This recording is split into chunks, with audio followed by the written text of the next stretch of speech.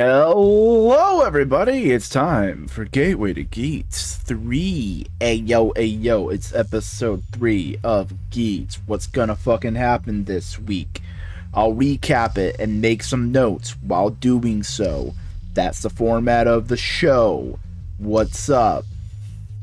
Speaking of recaps, I love the context you're giving all the recaps for the show. How Kawa is just recapping it to someone or something, and then someone just interrupts, and it's just like it's a fun little like, it makes the show feel more characterful, which is nice little note.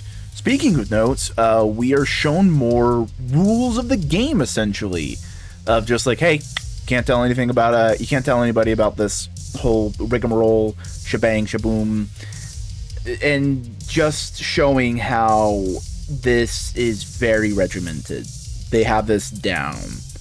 It's very much like, no, you are our employee. You have to. There's terms and conditions, so to speak, to play the game, and you gotta follow them. And then we show basically what I would like to call our three main hero leads, as opposed to like a hero and a rival. We see what they're all going on about, you know.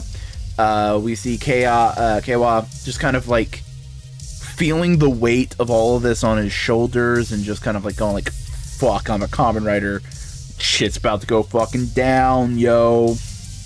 Neon is having lunch or dinner with her mother and basically goes like, yo, ma, I'm doing really cool stuff on the internet, you know, with the mother going like, I don't fucking care, it's embarrassing, which I just feel like that's a lot of content creators like feeling about this kind of stuff, because they're proud of what they make and other people are just like, that's kind of dumb and stupid. Meanwhile, Ace is on the top of a building brooding.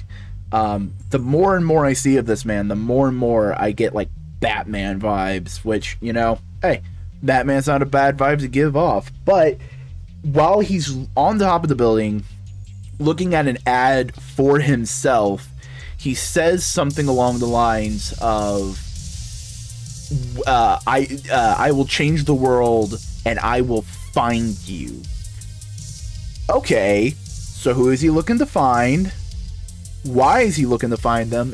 And is this ultimately the real reason why he entered the game and is trying to change the world? Is this why he made himself super uber famous? Is it just to make himself such a big giant fucking flag in the ground that the person he's looking for has to notice him? You know, is it just to draw out that person? It might be. And this week, I also listened to the theme with headphones on. It's a lot better with like just having it closer to the head and not just with the air of the room. It's a lot better. I do think if I had different headphones, because the ones I listened to they didn't have a super ton of bass. They're more like referencey. I think I would enjoy it a lot more, because it feels like it's definitely a show that definitely a song that needs a lot of bass, you know what I mean? But hey, maybe next time I try a different set of headphones and maybe it might be better. Who knows? I'll inform you next week. But now we're really showing down some of the IRL ramifications of what's gone down, as Atyra, the owl dude, is legitimately missing in real life. People are wondering where he is, and our point of view character is like, pulls the collar on his shirt. You know, it's very awkward. It's very, very like, you know, it's not a situation you want to be in, because you know the truth and you can't say the truth, and it's all that kind of stuff. But we leave that and we see Neon doing a stream, trying to escape the shackles of her very, very restrictive life, and doing a very cute dance. It's a very cute dance. Very kawaii. You know what I mean?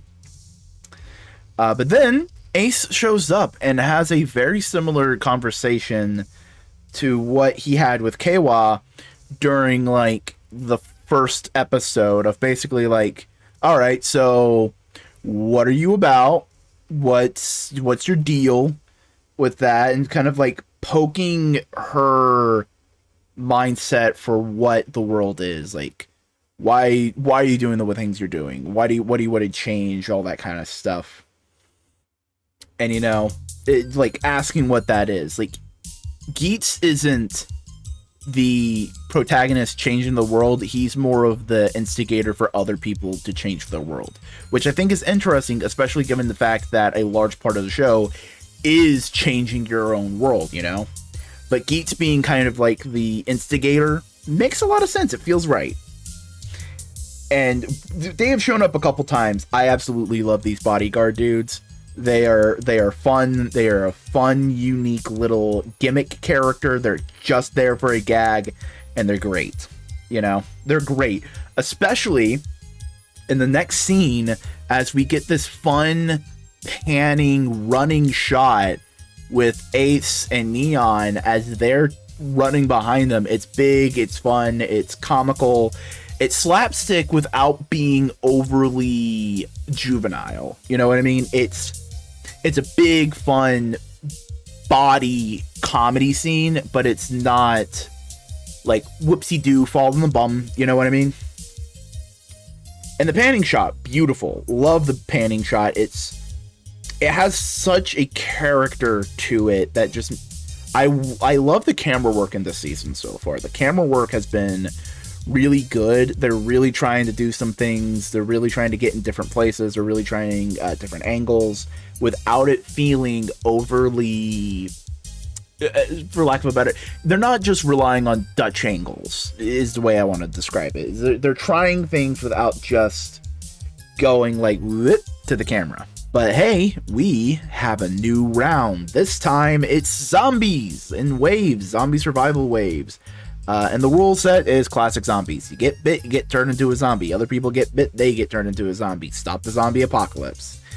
Pretty simple, pretty straightforward. Everybody is down for the game. And, well, not down for the game. They're like, oh no, fucking zombies. This is kind of bullshit. While Geats and Buffa have a little wager about power-ups. Really showing their rivalry, the back and forth. It's just like, okay, cool. They butt heads. Geats is the calm one. Buffa is the fuck you. He's the shadow. Buffa's shadow. Let's just say it. Buffa is shadow. And everybody henshins, and boy, they are really going hard on the barbed wire theme. They've shown it up every once in a while with some characters. Every single person has the barbed wire in their insignia happen for a few frames after they transform. This is going to be a major running theme. This is the foreshadow. This is the foreshadowing that ultimately the game, my theory is that the game is like a barbed wire trap where you will walk in without realizing it, and the second you try to escape, to get out, it catches you and hurts you, because that's the intention of barbed wire, is to keep things in, all that kind of stuff. They're trying to keep these people contained, very much like Neon's real life mother trying to keep her contained and hidden away in a princess tower. The game is now keeping these players contained with the false idea of a wish being granted. I'm not saying the wish being granted is a false idea, but that may be where this whole thing leads to, Like, how can you change your world if your world is being dictated by someone else? You know what I mean?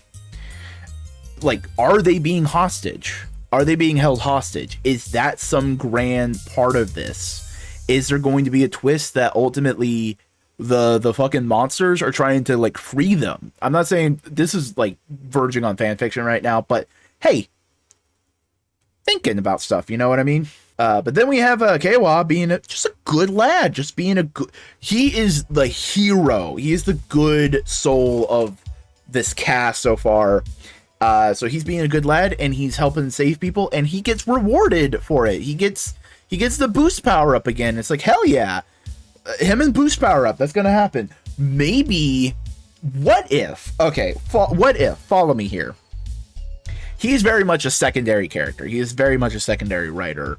What if that's just a running gag for a first little bit where he, like, someone else always gets the boost? Because we already see the preview later on in the episode. Nago gets the boost power up, you know? What if the boost power up is his mid-season? What if the boost power up is his mid-season power up? You know, like his mid-season upgrade. You know, what if he finally gets in? And it's like, yeah, that'd be fun. That'd be a cute little like way to do things. You know, we then see Nago having trouble dealing with zombies, and Geats giving some simple advice. You know, it shows that he doesn't want to treat these. He doesn't treat these game. It shows that Geats doesn't treat the players as like just enemies that he has to fight against. He does see them as other people, but he's just so confident that, oh, I'm gonna win. Here's some free advice. He's at level 100. They're all at level 1. That's like his mindset. It's like, I'm gonna win this anyway. So here's some free advice. Here's some free help. You know what I mean? Geats is a nice guy, but he's also like very ambivalent when he has a plan and when he wants to do something. And that's just like, again, shows the dichotomy of his power. He is so confident in himself that he can just do it, you know? He knows the rules, he knows the parameters, he knows what he can do. And I wonder if that is just due to how many times he has played the games. But ultimately, Geats does win the wave, the round. He has the most points, and as agreement with Buffa, they exchange the power-ups.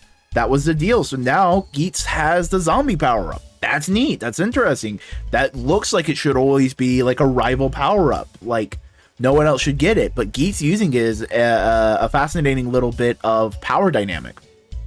Because, like, no one in Xaid used Dangerous Zombie except Genom. No one else used it but Genom. And I think that's ultimately a little bit, not of a flaw, but kind of like a missed opportunity of Xaid. So, like, to see that kind of thing here, really nice. Really, really nice. And again, Mary, what the fuck are you doing, bro? It's just buddying up to whoever he sees as a possible, like, person he can just mooch off of, essentially. It is... I don't like Mary. He is not a fun... He is a fun character to watch because he's kind of... I wouldn't say he's a shitbag, but he's kind of a shitbag. So he's fun to watch, but I just don't like him as a person. And, Nago goes straight for the gotcha because, hey, she's rich. She can go like, hey, can I buy myself power? And ultimately, no. Power like this can't be bought. But hey, there's still, like, cosmetics she can buy, you know. And alliances are being formed. The Pan and Buffa have like a little negotiation, you know. Like, ooh, is something gonna happen? And we get some more Nago backstory. It was hinted at with the interactions with the mother, but it is very much solidified of like, yeah, no, like, rich family just doesn't want her to have like a normal life. Stay in the house, be safe, all that kind of stuff. But she wants to go out and explore, meet her fated love person, you know, all that kind of stuff. And that's all showed in a flashback between Keiwa and his sister, which is a fun relationship. They feel like brother and sister. It's a good chemistry. I really like their interactions.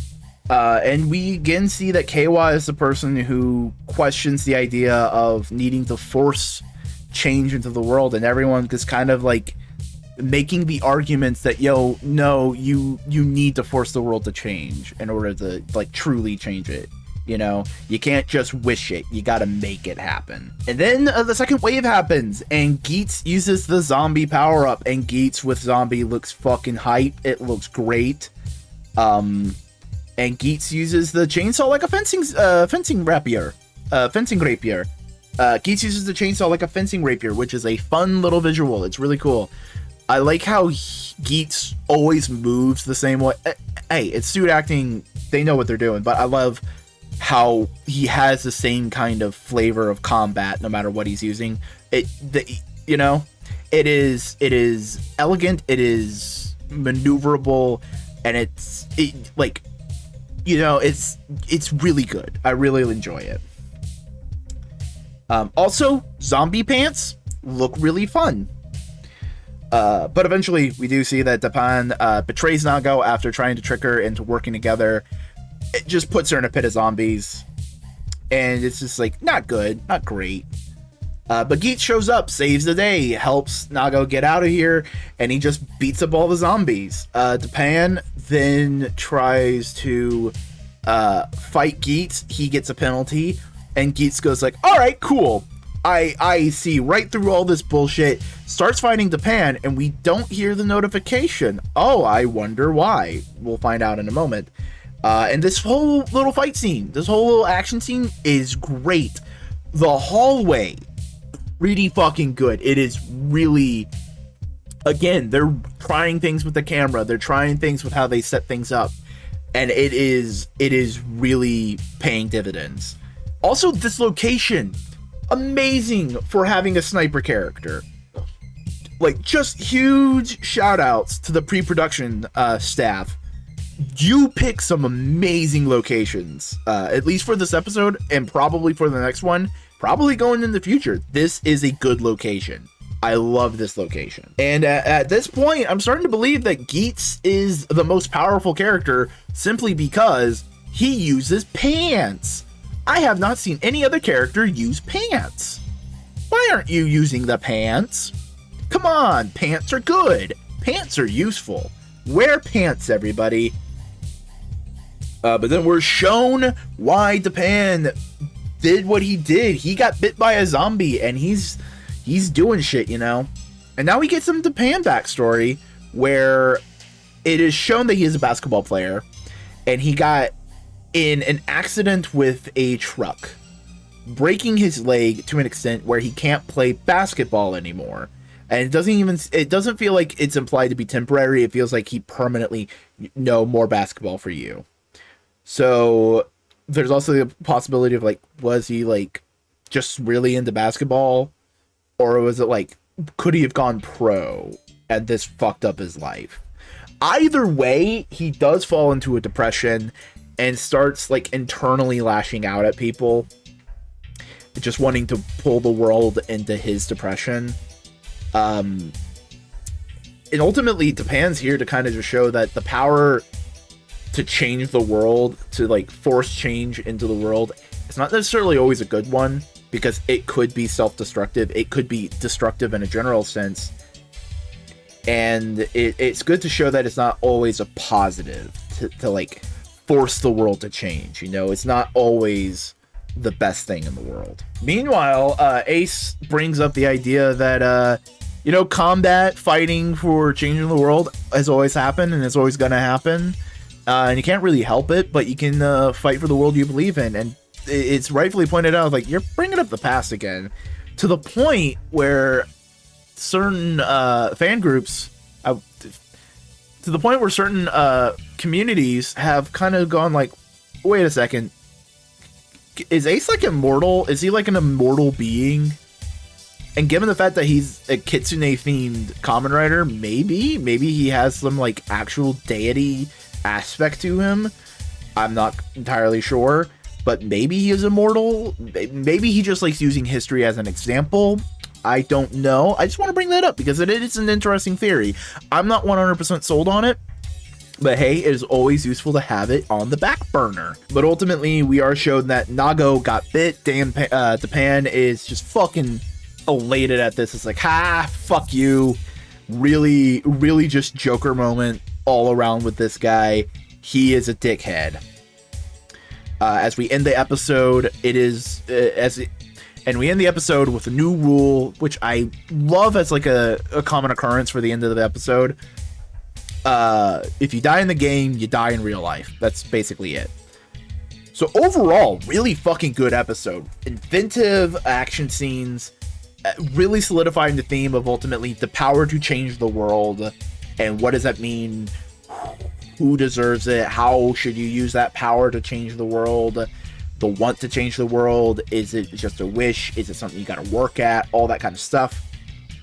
and what it means to a bunch of different characters. We see more with Keiwa, we see more with Ace, we see it a lot with Nago and a lot with the Pan, of just how they want to manipulate the world, the dreams they have, the wants and desires they have. Also, just more explorations of powers, how they work with each other, how everything just kind of interacts, the system involved, all that kind of stuff. It's really, really good. Geats is, I wouldn't say it's batting 1,000, but it is batting really well. It is good. It is a really solid start.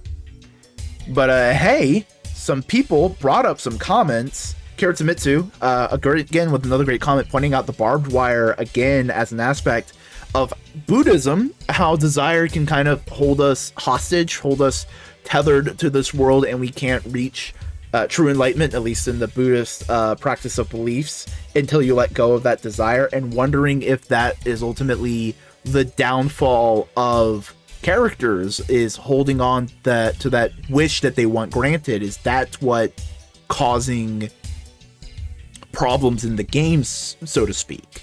Is it ultimately a double-edged sword? You get whatever you desire, but ultimately that desire can harm you in the end, you know? And it's Llama basically saying something I've been kind of echoing here the whole time. I can't tell if Ace is the main character. I love that. I love that Ace isn't pro-tag, you know what I mean? He's a focal character. He is a character we see a lot. He affects the world. He interacts with the world, he interacts with the character. He is the title character, but Keiwa's the main character. Keiwa's the protagonist. He's the one going through an arc. Nago's the main character. She's the one going through an arc. They are the characters being changed by Ace. And that will probably change near the end of the show, where we see more of Ace's character. I don't think that's going to last the whole time. But I do think it is an interesting direction for everything to go, you know? It's good. Also, I would love to thank all of you for informing me about the fact that they will be selling the boxes. I thank you. I appreciate and love every single one of you. And I'm probably going to have to try and save up some scratch to get one, because I just love the look of it. It's a fun design. I like the design of the boxes. Nothing wrong with that. But hey, this is the end of the episode. If you want more tokusatsu, make sure to go hit Modular Media and watch Twit, hosted by Buster and the Vicumunator, where they talk about tokusatsu that they saw in the week. Go see other podcasts on Modular Media, including No Price Podcast, where a human, Boingo, will talk about comic books with the VAC, and Components, where we just shoot the shit, you know? Shoot the shit, bruh. Hey, I hope you give this video a like. I hope you give it a comment. I hope you subscribe to see more Gateway to Geats and other video content that I have coming along the way. Stay tuned. Ring the bell so you get notified when that happens. And until next time, stay Gateway to Geatsing. Sure, that's the outro.